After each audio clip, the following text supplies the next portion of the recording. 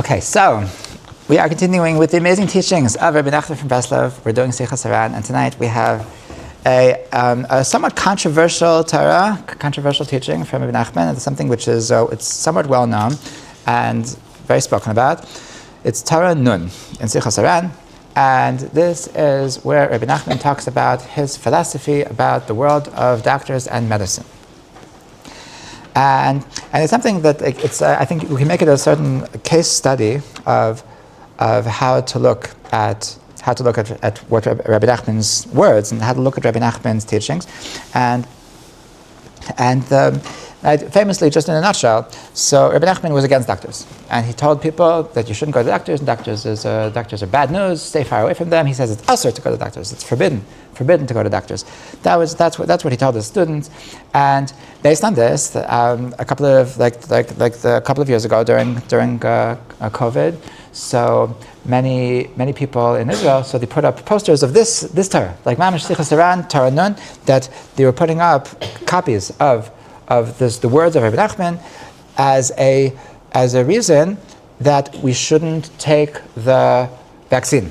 That this is the anti-vaxxers were joining forces with the Breslevers, and that because Rabbi Nachman said that you should stay far away from doctors, and they were joining forces with this idea that doctors are going to kill you, and anybody that says to take the vaccine is trying to kill you, etc.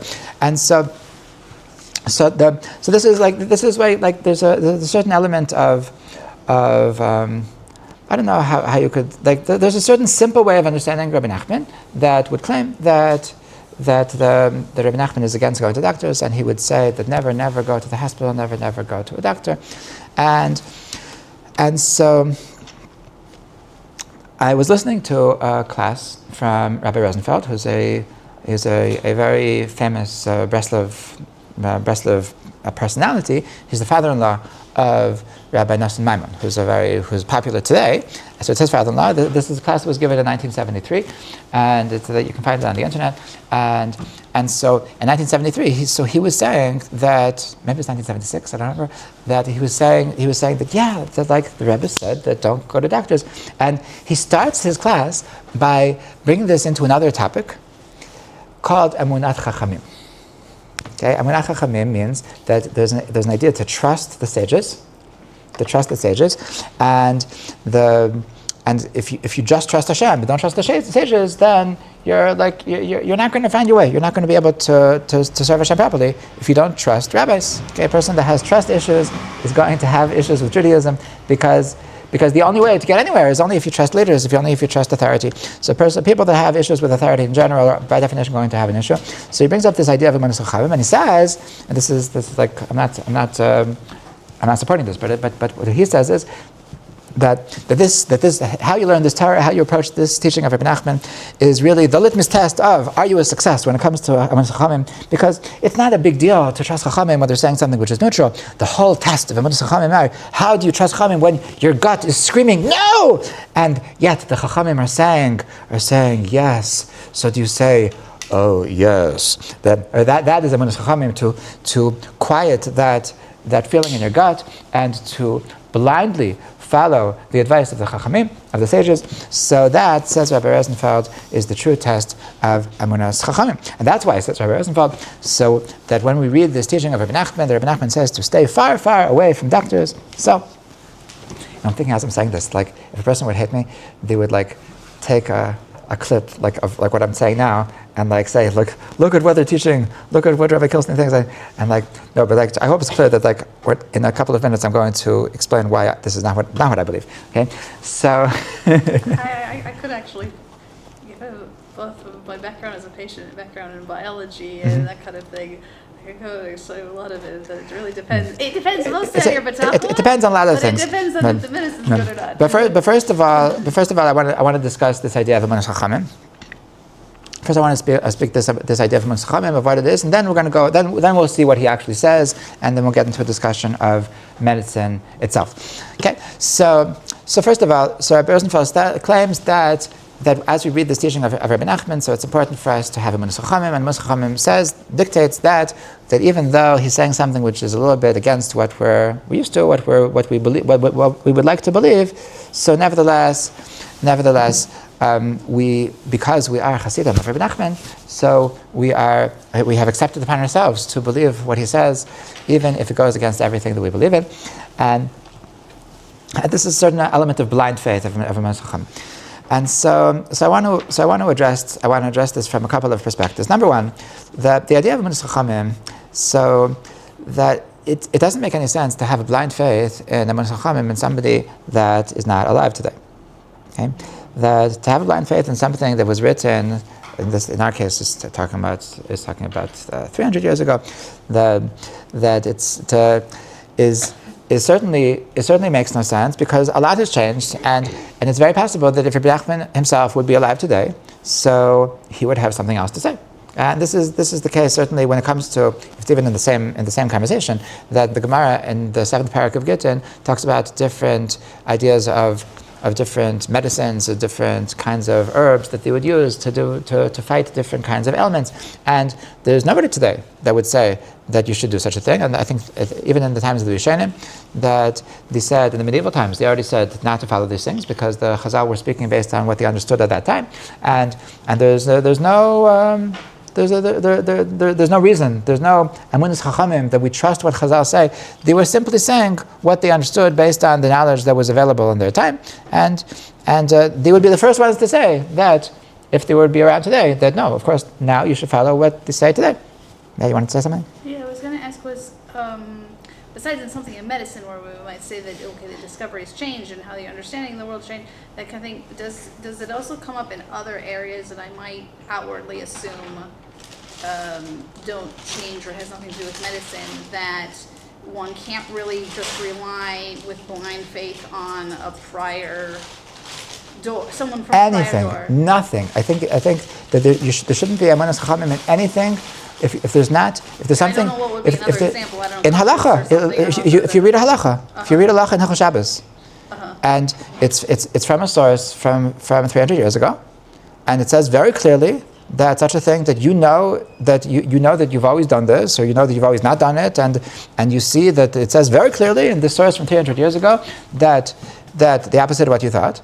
So you have a Amunas Chachamim. I trust this rabbi, and he knew what he was talking about, and it could be your great grandfather, and that's why you trust him so much. And there's no such thing as a Amunas Chachamim to trust blindly on somebody that's not alive, because when there's somebody that's here today. I'm sorry? We have to go by who's today. If what's today, if there's a person who's alive, then there's a concept of trusting a rabbi, because he understands more than you. But on somebody that's not alive today, so you have no proof that if he would be here today, that he would say what he said 300 years ago. So the concept of having a blind faith in something that's written 300 years ago doesn't exist. Okay, that's my first point. That was so interesting. I wasn't expecting that. I thought that was Okay.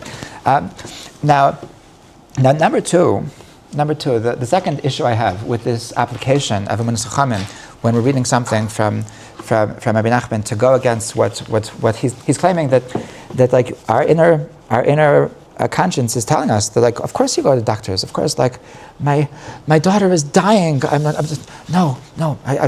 my whole gut is saying, like, bring her to call the ambulance now. I said, no, Rabbi Nachman said you can't go to doctors, and so my second critique on this approach is that this whole concept of Amunas Chachamim, so it actually doesn't exempt you from anything. And this is a common misconception in the concept of listening to rabbis, and that it's if you ask rabbis, then you are exempt.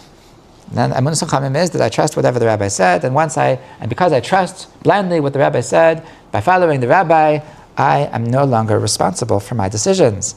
Okay, and I don't know who made this up.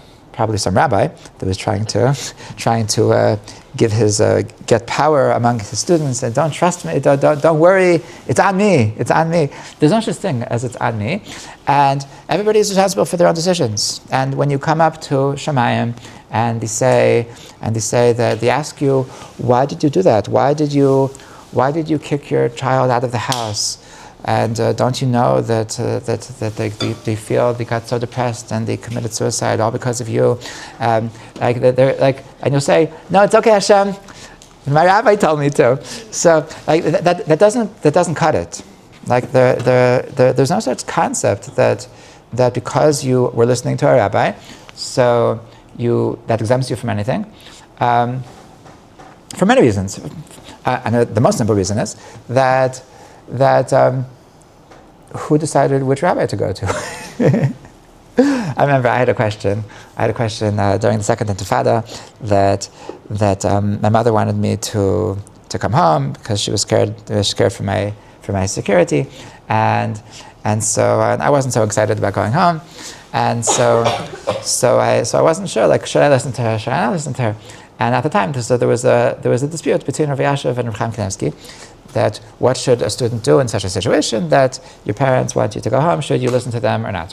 But moreover, like, are you obligated? Are you obligated to listen to them or not? Is the obligation of respecting your parents obligate you in such a situation? So the opinion of Rav Yashiv was that you are obligated to go back to America in such a situation, and the opinion of Rav Chaim Kanievsky was that you are not obligated to go. So, and everybody knew that those were their opinions. So I asked my Rebbe, and he said, I asked, like, what do you think I should do? So he said, and I don't know if this was the right advice that he gave me, but he said, you have to ask somebody big. You have to ask a gadol. So like who? So like Rav Yashiv, like Rav Chaim Kanievsky. So but I asked him, but that's so silly. I already know that if I go to Rav Yashiv, this is what he's going to tell me, and if I go to Rav Chaim Kanievsky, so this is what he's going to tell me. So who tells me? Who's going to tell me which one to go to? So then he said, but you have to decide that yourself. You have to. So of course I asked him. So like, if I'm just deciding myself, so why should I bother?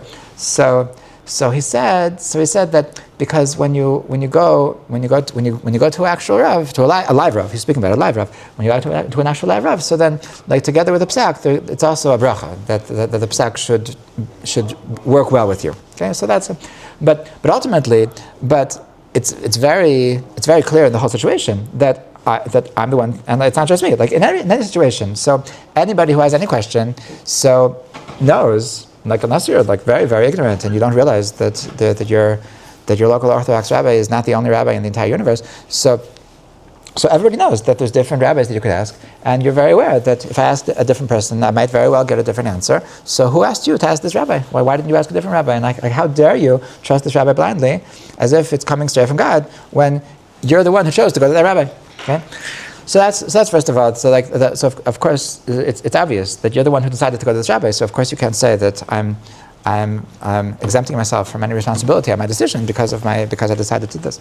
So like if a Minus Chachamim is going, like if a Minus Chachamim I'm going to sign up to be a Breslever, and signing up to be a Breslever requires that even though I'm dying and my children are begging me to go to the hospital, so I said no, I'm a Breslever. I decided I'm a Breslever. I want to be buried in the Breslev section of the cemetery. So maybe if you find out that I died in the hospitals, maybe. Of course, like, who asked, if that's what it means to be a Breslevers, so who asked you to sign up to be a Breslever? You decided. That's your responsibility. You can't say that, no, well, I decided because I decided to stop, I want to be a Breslever. So now that I'm Breslever, now I'm obligated. So who said you have to sign up to be a Breslever? Okay, so that's first of all. But moreover, even besides that, it's actually there is no such thing as this exemption, that something that I know better, that if you actually know better, so Hashem knows my heart. Hashem knows what I have in the inside, and Hashem knows that when I was doing the wrong thing, because I was listening to my rabbi, who for whatever reason told me the wrong advice, so he knows that I knew better. And to go against what I know is the truth, so is betraying myself, is betraying my personal truth. And this is the most basic thing about being alive. The most basic part of being a human being is to be in touch with your inner self. Like to be true to yourself is the very first thing that you have to do. And if I'm going to live a lie, so then who am I serving? Then where am I? Hashem is going to ask me like, where were you? Like you turned yourself off, you killed yourself in order to follow Judaism? Like that's That's not what I wanted. That wasn't the kind of Jews that I was looking for. And so the most basic thing in Judaism is that Hashem wants us to be serving Him from a place of who we are, from a place of that this is me, that I want to serve Hashem, not that I'm killing myself. Really, I would like to be completely secular, but like I've been forced by social pressures and by big, impressive rabbis that this is the only way to go to heaven. So I'm going to live something which I feel is wrong my entire life. That's the opposite of what it means to be a Jew. And that's what it means. That's what it means that Avodas Chachamim does not mean that I have any excuse for going against what I know deep down in my conscience is the wrong thing to do. So there is no excuse for such a thing. That's the second point. And this is like it's something that we need to be aware of. That like we have to constantly be checking ourselves. Like, am I in touch with myself, or am I just being pressured from the outside? And there was a famous experiment in the 1960s called the Milgram experiment. You've heard of this? Yeah, you've heard of it? So the Milgram experiment was this, that he was actually studying the Nazi Germany, and he was studying the idea that all of the Nazis, when asked, why did you do such a horrible thing? So they all said, I was just following orders. And so his experiment was to prove that sometimes people, because they're following orders, can do things that they know better.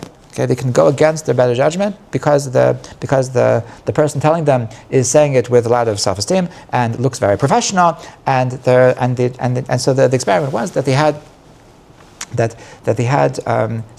a teaching experiment that the way that they wanted to help people to learn well in school was that we ask you a question, and if you get the question right, then you get to go on to the next question. If you get the question wrong, then they send you a small electric shock. Okay, and then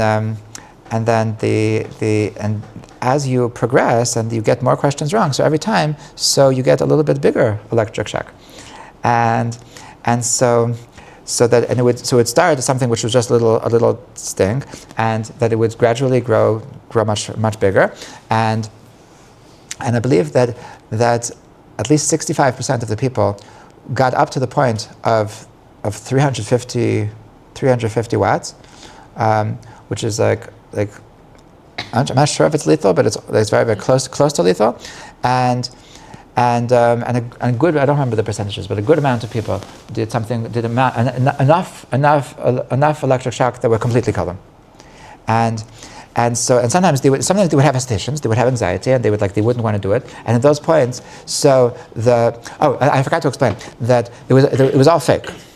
That there wasn't actually there was no electricity. They had actors working as the students, and so the actor would pretend that they were writhing in pain from this electric shock, and they would also know how to pretend that they had died, and so sometimes. Whenever they would do it enough voltage that they would die, so they would be dead, and then the professor the professor who was organizing this whole thing would walk in, and he said, "What did you do? You killed him." Wait, so the professors didn't know?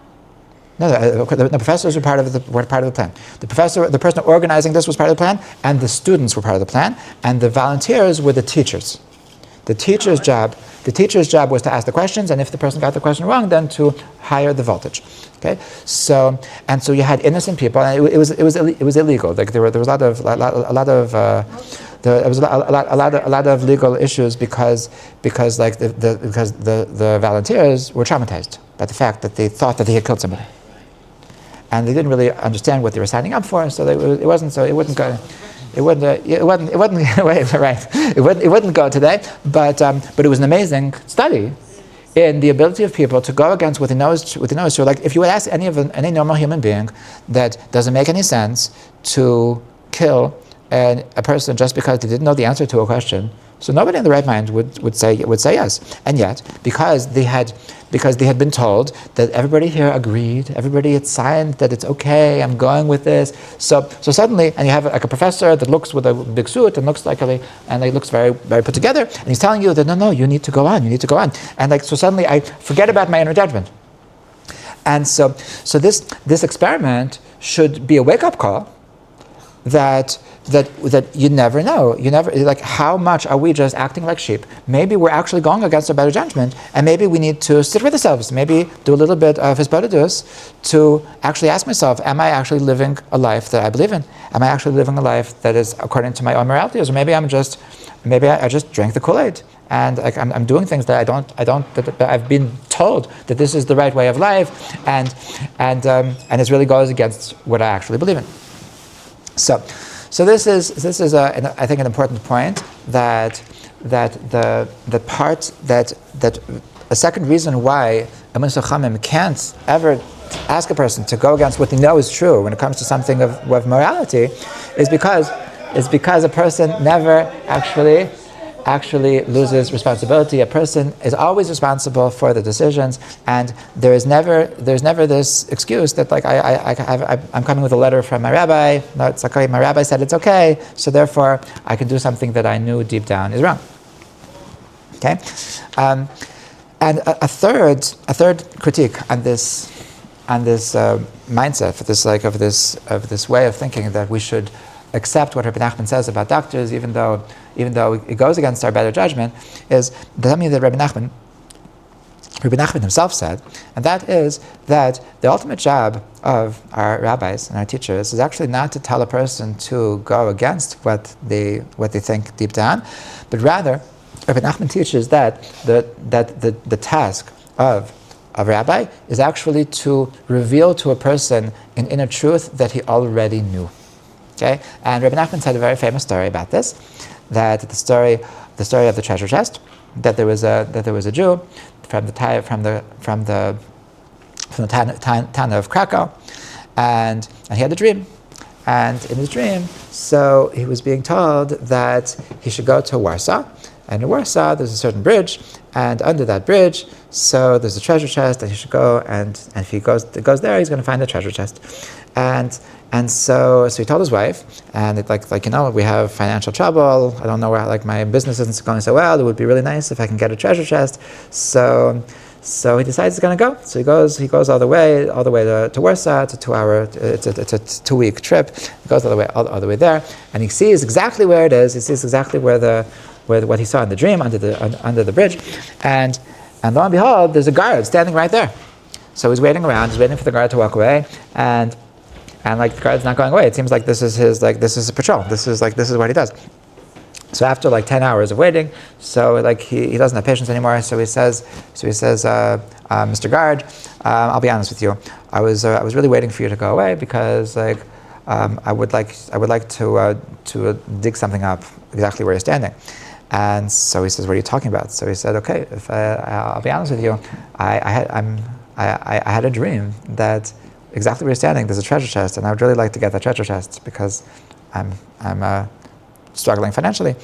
And so he says, because of a dream, you came all the way here. Like, you think because, like, you think the dreams are real?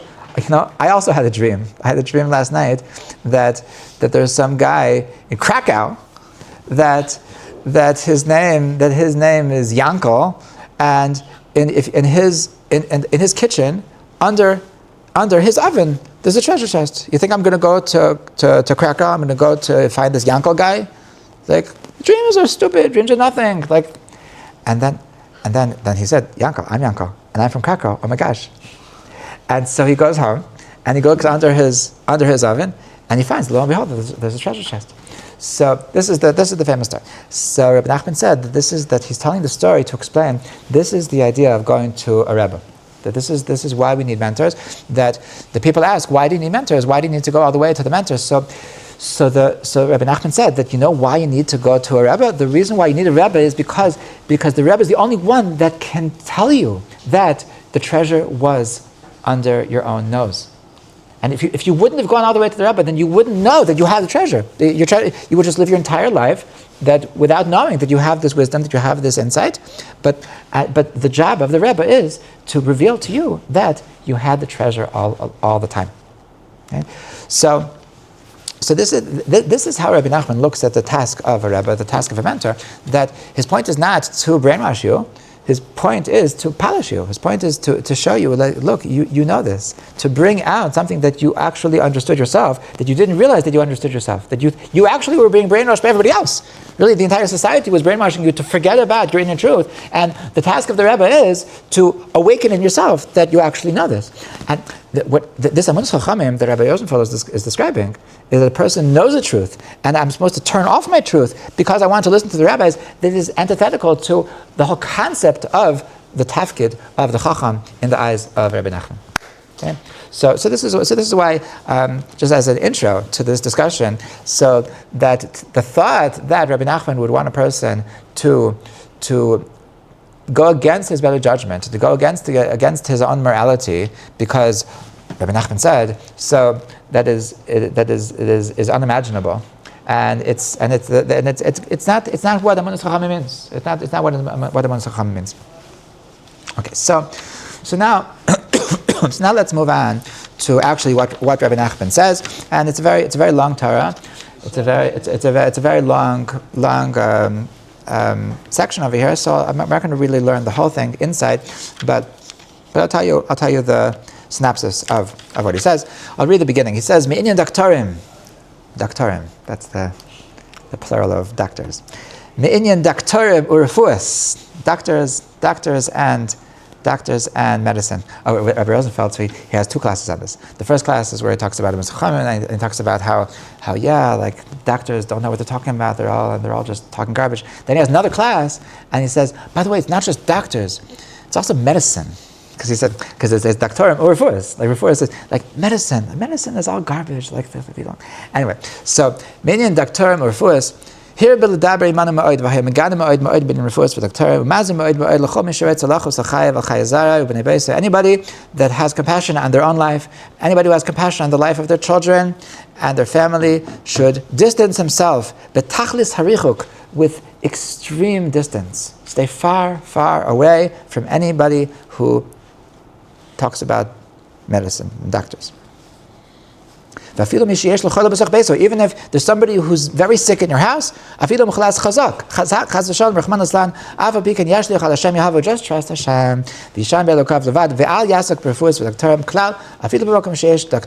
Even if there's amazing doctors, do not trust them. And do not put your life in their hands, because chances are that they will kill you. Because even if he's the best doctor, he doesn't really know. Do you know how hard it is to be a doctor? Do you know how difficult it is to give a real diagnosis? That there's so many different variables, and there's so many different possibilities, and even the slightest thing was going to make it. And you think any doctor could do that? It's very, very difficult. And it's very, very simple to make a mistake. And certainly the smaller doctors. So basically, so a doctor is a murderer. A doctor is a murderer, he says. It's a sakana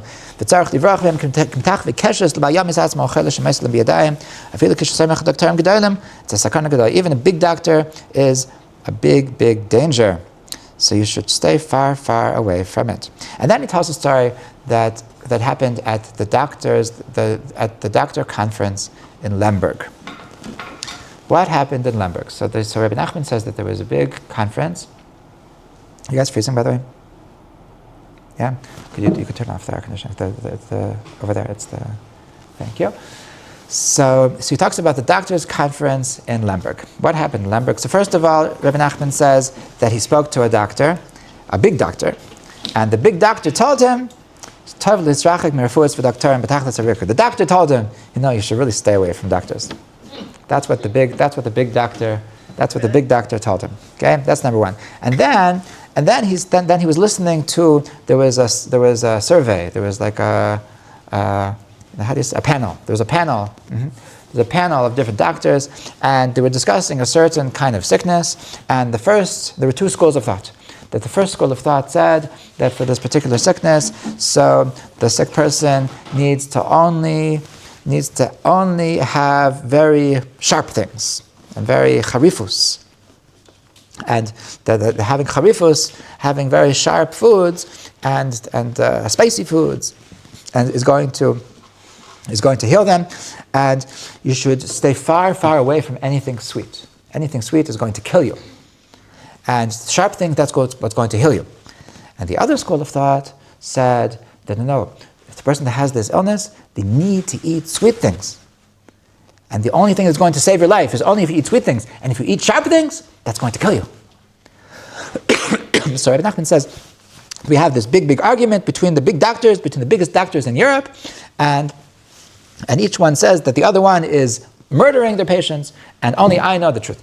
And so Rabbi Nachman says that, that the truth is that they're both wrong, because really nobody has any clue what they're talking about, and they're all just talking a bunch of garbage, and it's just a bunch of lies and a bunch of nonsense. And that's why, if you really care about your health, you should stay far away from doctors of medicine. Okay. So that's his proof. That's his proof that all of doctors is a bunch of nonsense. So, now the truth is that some people look at this as Rabbi Nachman as being like archaic, as being like not with the times, and the truth is that this is a testimony to Rabbi Nachman's genius, because the actual truth was, if you Google, tell me about medicine in the 1700s, so that it's a known fact today that medicine in the 1700s was actually a bunch of garbage. And they actually had no idea what they were doing, and it was not scientific at all. And they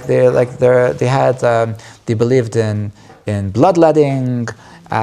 They believed, and that they had no clue. They had no clue at all. They had like alcohol always works if you're to take away pain, but the surgery, that's still true today.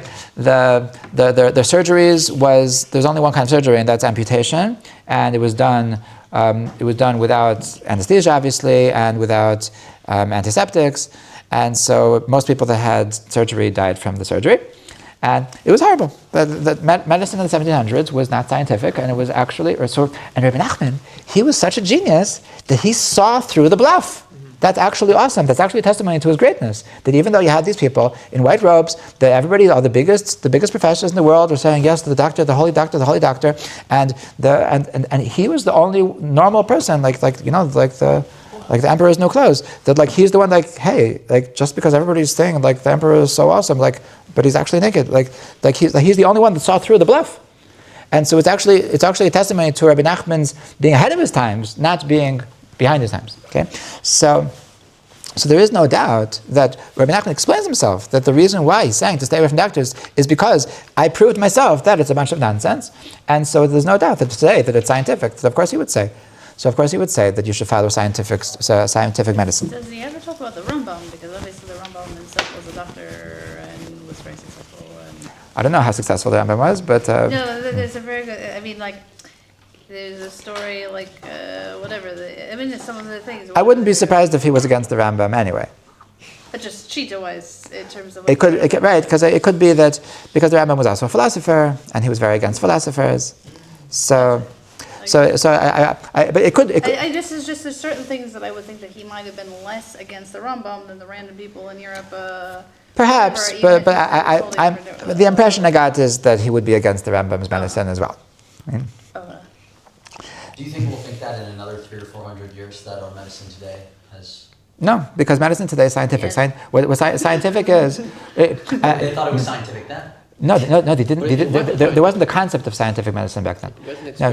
Right, exactly. So what it means to be scientific is that you can have the exact same results every single time. Now, of course, medicine will advance and will have better techniques, but I don't think that they'll ever say that what was proven scientifically to help a certain problem was a bluff, because every single time it brings the same results. Right, so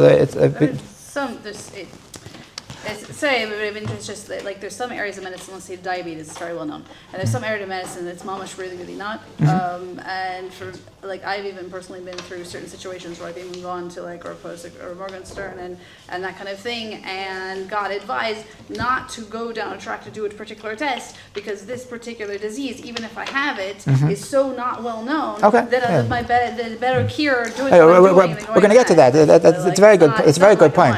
It's a very important point that not all medicine is the exact same thing. So there's certainly elements of medicine that they're still guessing. and so I'm just saying, but to not believe in the concept of medicine. That a lot of Breslevers will tell you, yeah, I'm a Breslever, so I don't believe in medicine, and so I think that Rabbi Nachman would be horrified that people twisted his words to say that you should not go to the hospital when you're dying, and don't call Hatzalah, don't call nothing, and you should just die because doctors are going to kill you. It's a very clear fact that life expectancy has doubled since his time. Did Rabbi Nachman also tell people to get the smallpox vaccine? I'm not aware of that. I've heard a couple places, some research that goes against everything that I know. It would go with, they were quoting it in the context of him saying that if you need a doctor, get the best. And I don't know where in his writings did it write it, but I've seen it from stuff that interesting. I would be very surprised that he told the students to get a vaccine because I don't know So now I do want to discuss that is there a basis for this in Jewish thought? Because the truth is that Rabbi Nachman is not the first person to write about this idea of not being for doctors, and it actually starts from the Ramban. Okay, the Ramban in Parshas B'chukosai. So he's talking about the psukim in Parshas B'chukosai that talks about that if you follow the Torah, then things are going to be good. If you don't follow the Torah, then things are not going to be good. And one of the things that it says in the Torah is that if you follow the Torah, so v'hasirosi machalo mikirbecha, I'm going to take away all of the ailments, I'm going to take away all of the illnesses if you follow the Torah. So on that pasuk, it's not exactly on the pasuk, but in that context, so the Ramban writes that really that by a tzaddik doesn't need a doctor, because a tzaddik, so Hashem takes care of him, and if he wants to get better, he just needs to do tshuva. If the only reason why he would have an illness is only as a result of not fulfilling a certain halacha properly, and once he does tshuva, so then he will get better. And when the Torah is saying on a general level that there will be no illnesses in the Jewish people, that's talking about the situation that the entire Jewish people are tzaddikim. That's talking about a situation that they're all so close to Hashem, they're all aligned with Hashem, that in that situation, so they attain a supernatural state that it's all dependent on Hashem, it's all dependent on Hashem, it's all dependent on tshuva, it's all dependent on our service of Hashem. And so this is a source. He even writes that malo le'osei ritzon Hashem bebeis reifei. Like, why would a person who serves Hashem ever go to a doctor? That's the way he writes. And so based on this, a person could understand this Ramban to say that it's not just Rabbi Nachman, that this is mainstream. The Ramban says that you shouldn't do it. So a couple of points. The Ramban himself mentions in this context that there's a Gemara that says that the pasuk says in Parshas Mishpatim that v'rapo yarapeh, that one of the things that if a person damages his friend, so one of the fees that he has to pay is one of the fines that he has to pay is to pay for doctor bills, and it says in the Torah v'rapo yarapeh, you have to pay the person that you damage for his doctor bills. And so Chazal say on this pasuk for Rapay Rapay, Mikan Shenitan Rishus L'Refei L'Rapes. We see from here that permission was given to doctors to heal. Okay, so what does it mean? The permission was given to doctors to heal. That without this pasuk, a person might think that if Hashem is giving a person a machla, if Hashem is giving a person illness, so then the doctor that quote unquote knows how to heal, so whatever that means, so he should say, like, how can I interfere with Hashem? And so the pasuk is saying that no, don't think like that. Don't think like that. Hashem gave this person the illness, but He wants you to heal him. Just like a person could say the same thing. There's a Gemara that there was some guy that came to, I believe, Rabbi, and he said, you Jews, why do you believe in tzedakah? Why do you believe in feeding the poor? If Hashem wanted them to be rich, He would make them rich. If Hashem wants them to be poor, how dare you go against Hashem's will? and so the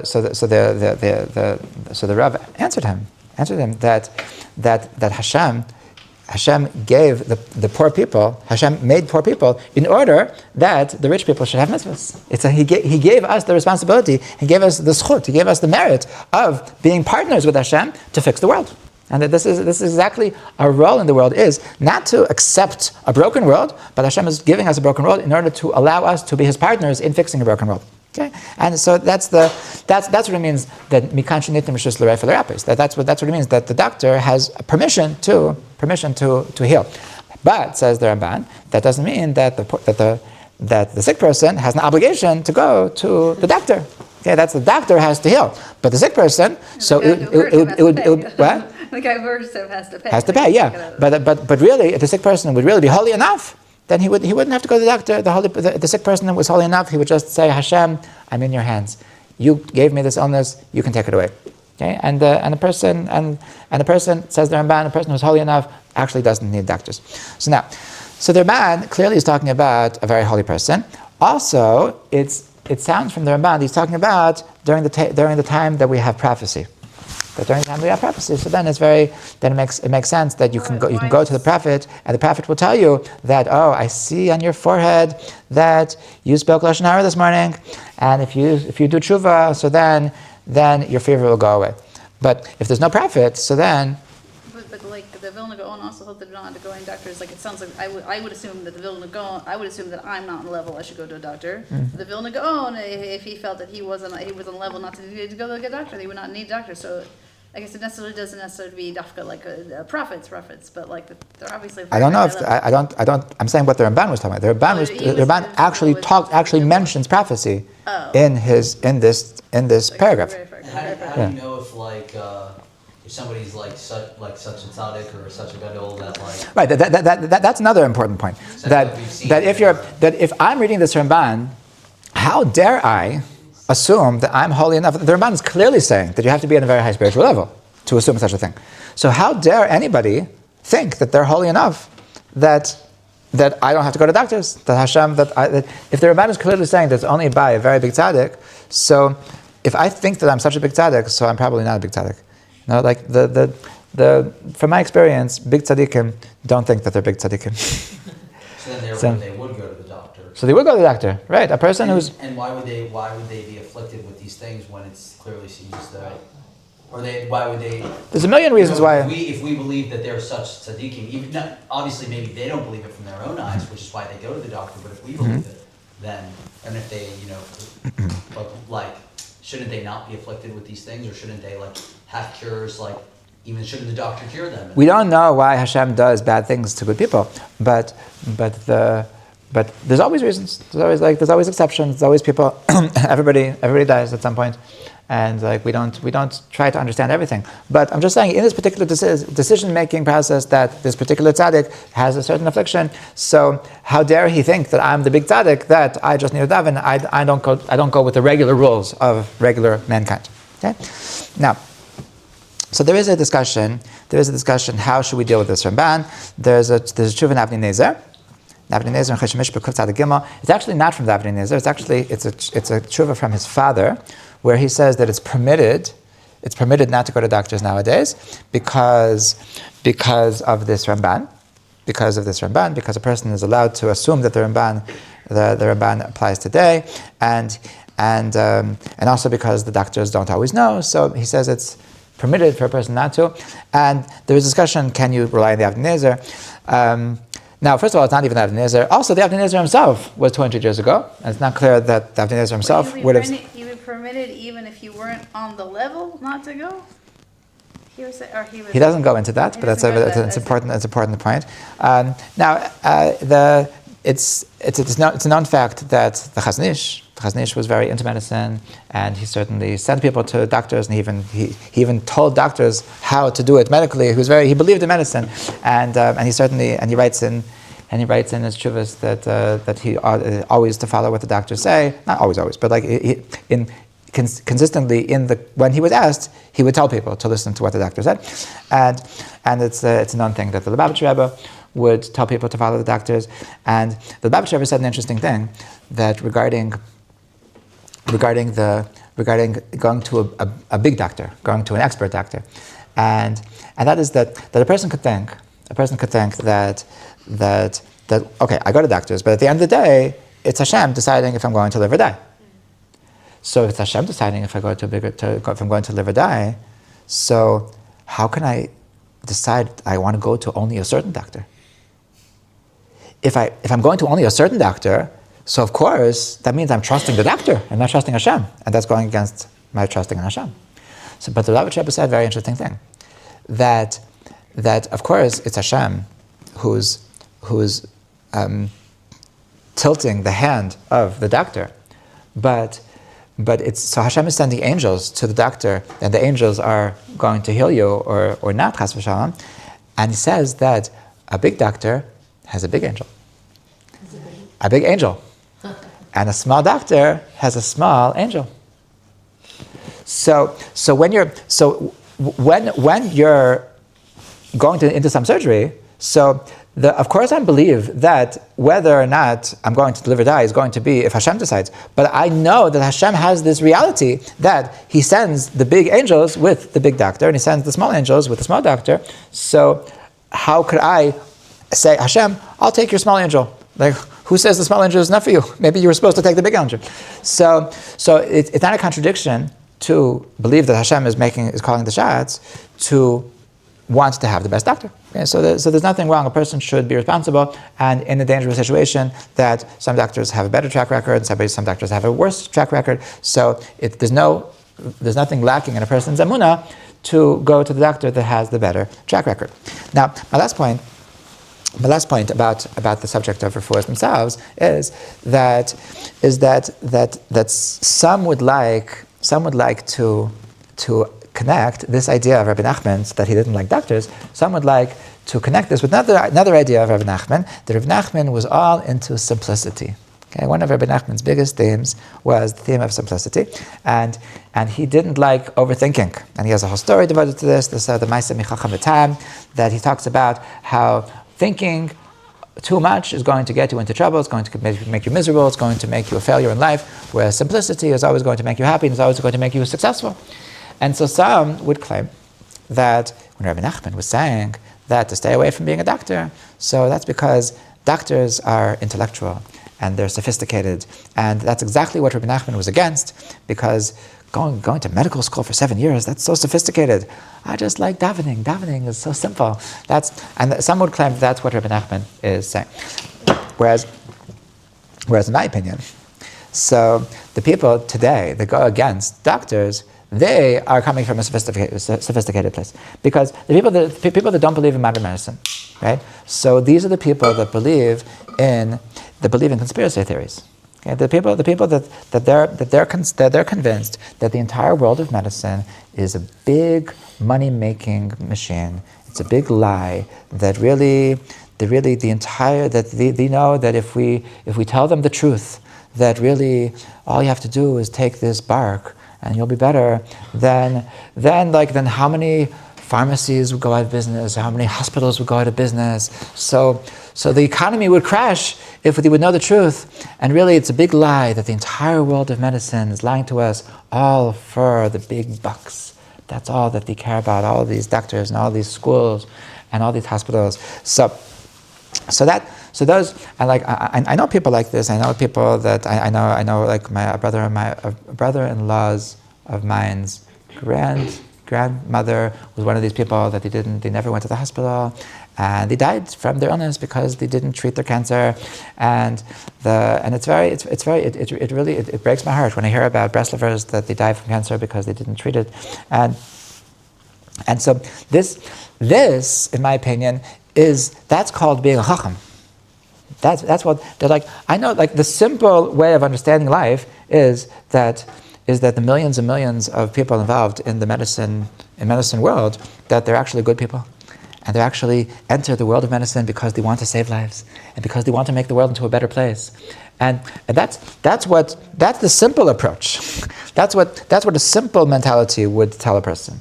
That yeah, like hospitals are meant to save lives, and like they do save lives, and they're such good people, and the complicated, convoluted way of thinking is that no, it's all a big lie. It's all just for money. Really, they're out there to kill you, and like that's called being complicated. That's called being a chacham. So I think that it's quite the opposite. That Rabbi Nachman would be the last person to be into conspiracy theories, because that's called overthinking, and that's called thinking just because the simple way of understanding would dictate such a thing doesn't mean that it's actually true. So that's why I think that Rabbi Nachman actually has nothing to do. Rabbi Nachman, this Torah of Rabbi Nachman about his being against doctors has nothing to do with practical medicine 2025,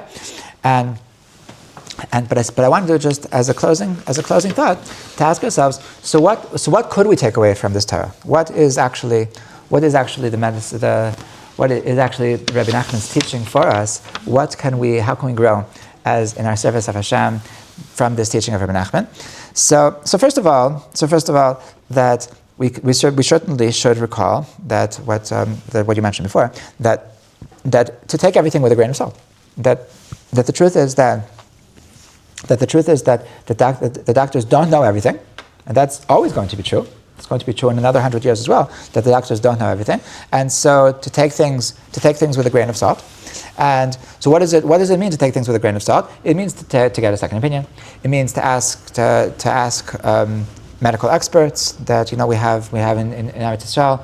We have Benny Fisher, we have Yochmi Ophir, and in America they have Refuah Hotline. They have there's people there's people that their job is to have the big picture. That they're not the doctors themselves, but they know what's said in the world of science. Like they're on top of all the periodical journals of what medicine has to say, and so just because you have a top doctor in a top hospital doesn't mean that that's what the world has to say. So to always check in with people that have a rounded view of like everything that's going on, but once you have the consensus that this is what the general consensus is that's what you should do. So of course he has to follow, but not to follow blindly, not to follow any doctor blindly, because nobody really knows. Okay, that's number one, and number two is that to keep in mind that there's a boundary as to what is the knowledge of a doctor, what is the expertise of a doctor, and when is he just saying their own personal opinions. And sometimes doctors blur these lines. The simple example is that when should we give up? When should we give up? That a doctor could say that I don't see, based on my medicine, based on my medical opinion, so there's nothing left to do, and you should just accept that you're going to die. And you should just accept that you're never going to have children. You should accept that you're never going to walk. You should just there's a story with Shul Birnbaum, Zichron Levacha, from the Meir Yeshiva in Brooklyn, that he was like that at some point, so he was sick, and his doctor said that I don't think there's anything left to do. And he said, "You're fired."